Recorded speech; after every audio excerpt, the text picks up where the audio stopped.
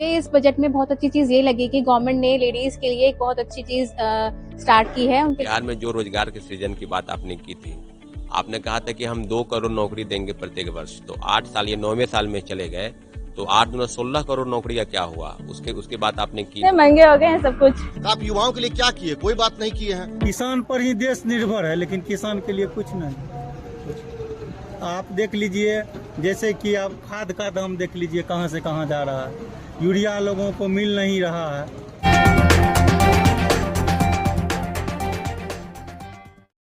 हाँ सर, क्या बोल रहे थे? आम बजट के बारे में कुछ बोल रहे थे। आम बजट के बारे में यही कह रहे थे कि सरकार गरीबों के लिए, किसानों के लिए कुछ नहीं किया।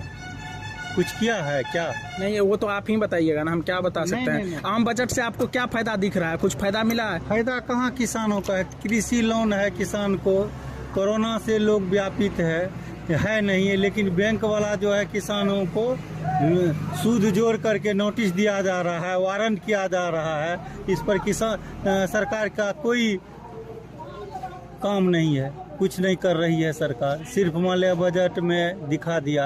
अभी एक तो किसान के पास में कम से कम मान लिया जो लोन लिया है वो भी मान लिया जब माफ कर देता किसान के लिए, तो जबकि किसान पर ही देश निर्भर है, लेकिन किसान के लिए कुछ नहीं। आप देख लीजिए, जैसे कि आप खाद का दाम देख लीजिए कहां से कहां जा रहा है।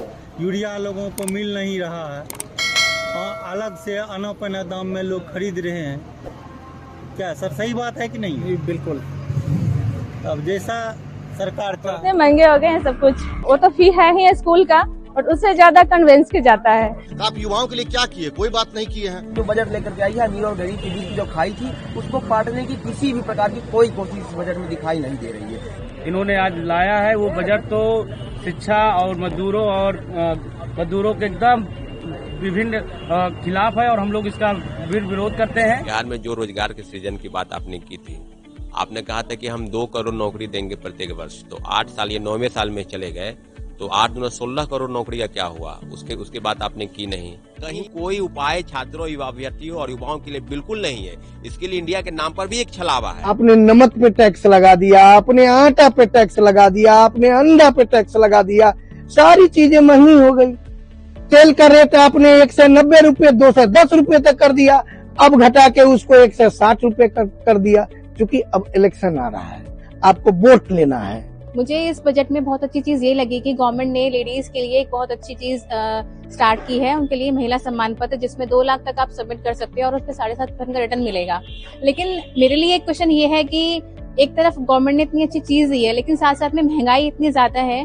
मेरी एक लिमिटेड इनकम है, क्योंकि मैं जॉब करती हूँ और उसमें मुझे अपना घर भी चलाना है और साथ साथ में सेविंग्स भी करनी है।